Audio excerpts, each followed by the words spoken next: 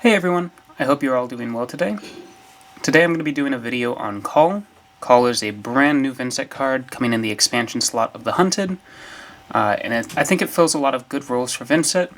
So I'm going to be going over the face value of the card, why is it just in your face good, what roles it fills, and how does it change some of our matchups and our deck building. So face value. Cull is a zero cost, block 3, red, shadow, runeblade non-attack action. You can play it from your banished zone, it has blood debt, and if a hero has lost life this turn, you may play it as though it were an instant. And when you play it, each hero banishes a card from their hand.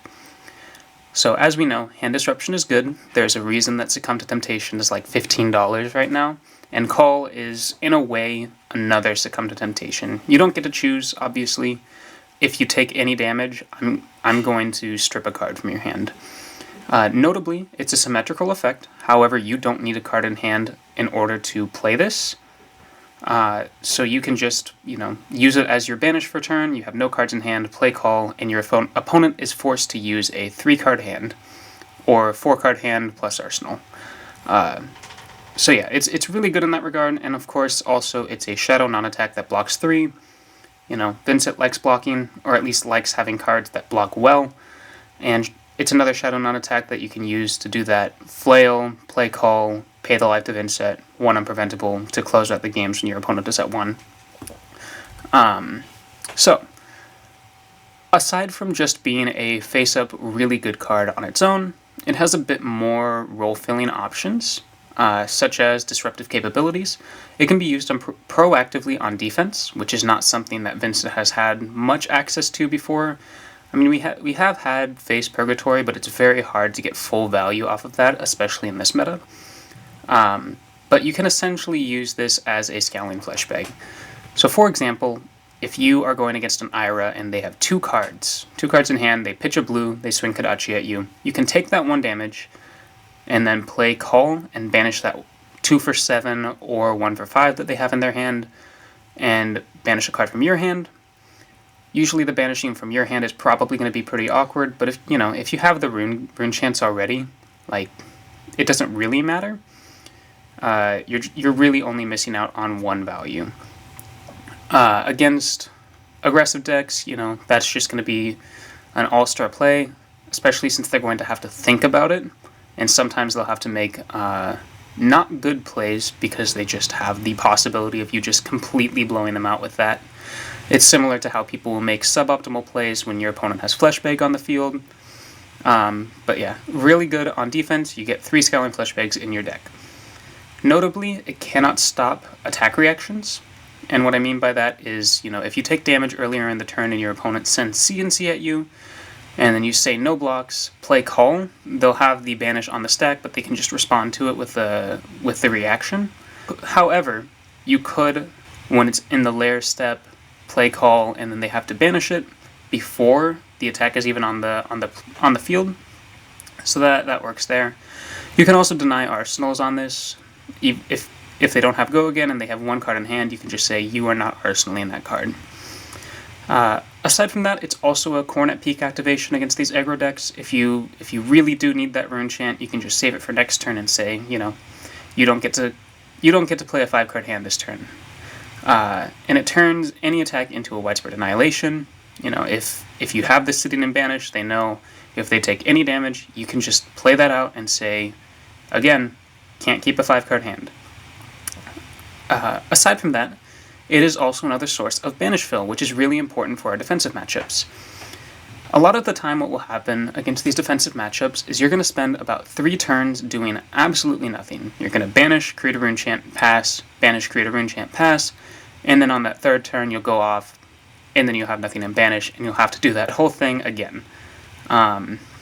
However, if you're able to keep a 3-card hand because your opponent is just not really good at converting a 5-card hand into offensive value, you can just banish your Rune Gate, play Cull, banish the other card in their hand, and also put them down on cards. So it puts you 1 turn ahead, essentially. It also serves a similar role as Widespread Annihilation. A lot of the time, I will find myself playing a Widespread Annihilation, paying the life, and just using it to banish a Rune Gate attack in my hand. because I have no other way to rune gate that attack in my hand than playing Widespread Annihilation. And Cull kind of serves that same purpose. It doesn't attack, obviously, but it is a much, much easier way to just banish an extra card from your hand on those combo turns. Aside from all of those, it is also action point generation. So if you didn't know, if you have an Eloquence on the field and you have one of these cards that says if a hero has lost life, this turn you can play it as though it were an instant. When you play these as an instant and Eloquence gives it go again, you regain your action point. So we have Eloquent Eulogy, we have Requiem, we have Grimoire, all as options to create Eloquence tokens, and this is just one more card that can actually abuse the Eloquence tokens. Before this, it was basically just Funeral Moon. Like, you could run Requiem, but Requiem is just kind of not good. But this honestly might change that. Just being able to have another source of Eloquence usage is good. Also, it's unpreventable damage late game. I mentioned that Flail, pay the life to Cull, win the game when they're at 1 life. It's another way that you can do that, so that's very nice. You know, you just need to have 3 life to their 1 life, and then save this one card to be your banish for turn, and you can close out the game. Also, since this card can be awkward sometimes because you're forced to banish one of your own cards, that awkwardness can kind of be offset by the fact that it literally just blocks 3. At its very worst, you're getting 3 value by just blocking 3. And Vynnset, as I said before, I think really likes to block.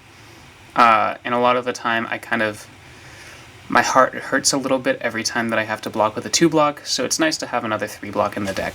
So how does Cull change the deck and its matchups? So against defensive decks, it is another source of go again off of Eloquence tokens, which is very, very premium after creepers are gone. A lot of the time you'll do your big 30 damage combo, and then the next turn you won't have any banish fill, or you don't have enough rune chance, or your hand just doesn't line up correctly, and your creepers are going to be gone, and you don't have an outlet for your tunic, and it's a lot harder to go wide because you'll need at least 2 go again enablers and a banish fill, and that isn't even accounting for the rune chant generators. So being another way to use tunic to get go again, i.e. using Tunic on Grimoire and then getting the extra action point from Cull, is a very nice upgrade for the deck. Aside from that, it is also really good at helping to leak damage against these defensive decks. So like, for example, if you play your Shadow Puppetry, you pay the life to Vynnset, you can attack with something and then deal the 1 unpreventable, and then play Cull and say, haha, you have 1 less card to block with, now you're only blocking 9 as opposed to the usual 12. So on your 30 damage turn, instead of dealing 18 damage, you're dealing 21, which is very, very, very good. And that's also not accounting for on hits that will probably get through, like getting that Shadow Puppetry might really, really matter late game. But yeah, just really good at getting rid of defensive capabilities into those slower matchups. Against those aggro decks, it is a form of proactive defense. Just like Fleshbag, your opponent is going to always have to consider it anytime that you take damage. So very good there, and you can really, really catch some of these decks off guard, I'm sure. Just like Stalagmite, if your opponent doesn't calculate for it, it can really, really ruin some of those turns. Changing some of the deck building, since now we have 3 cards that can give you extra action points with an Eloquence token, that being Requiem, Funeral Moon, and now Cull, it might let Requiem kind of see some play now. Beforehand, like, Requiem was decent because, you know, it did block 3, it has all those inherent benefits of being a Shadow, Runeblade, non-attack, and, you know, all of those benefits. However, there just weren't really enough ways to abuse Eloquence tokens. There was, like, Read the Runes, but now we have Deadwood Dirge, so a lot of people aren't running them. But since now there are at least 6 cards in your deck that Requiem can enable to give extra action points, there's a very real possibility it can make its way into some of those lists, as well as more copies of, like, Blood Tribute, to try and get, like, Requiem, Cull in your hand, because that would be really good to stack up in your Banished. Like, play Requiem, pay the life, get an Eloquence token, Cull, gain 2 action points back, and force your opponent to banish 2 cards from their hand and then go off. That seems very, very good. But who knows? It might still be unplayable garbage. Eloquence as Go Again enablers can also avoid cards like Blizzard, taking away Go Again. What I mean by that is Blizzard makes it so that target attack can't gain Go Again, but if you're using Cull with an Eloquence token, you're just regaining your action point, and they can't Blizzard away an Eloquence giving Go Again. So Blizzard wouldn't actually take away Go Again, since you're just gaining action points. So that's pretty important against Jarl. But yeah, card is goated. Anyways, yeah, that's kind of all I have to say on Cull for right now. I haven't done any testing with it. I'm kind of holding off on doing any big iterations to my list until the Hunted comes out. There's just not really any reason to. I guess there is merit in learning how Cull works, but if I'm going to really overhaul the deck, I would rather overhaul it when I know what's coming with the Hunted. If I need to add certain tech cards for like Syndra or whatever, you know, I would rather do it then than now. And also, we might be getting another Runeblade spoiler pretty soon, Thousand Runeblood. If you don't know, one of the playmats at, is it World Premiere? At the World Premiere Prague, I believe? I don't know, the World Premiere, there is a playmat that is titled Thousand Runeblood, so I would assume there's probably another expansion slot card for Runeblade that Vynnset, I hope, is able to use. Hopefully it's good. On that note, I'll probably make another one of these for Thousand Runeblood if it's at all playable in Vynnset. These have been a little bit shorter, but I'm working on getting some good gameplay analysis out there, some higher quality content.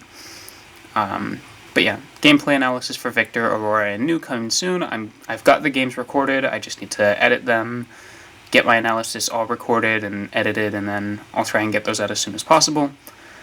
But yeah, thank you for watching.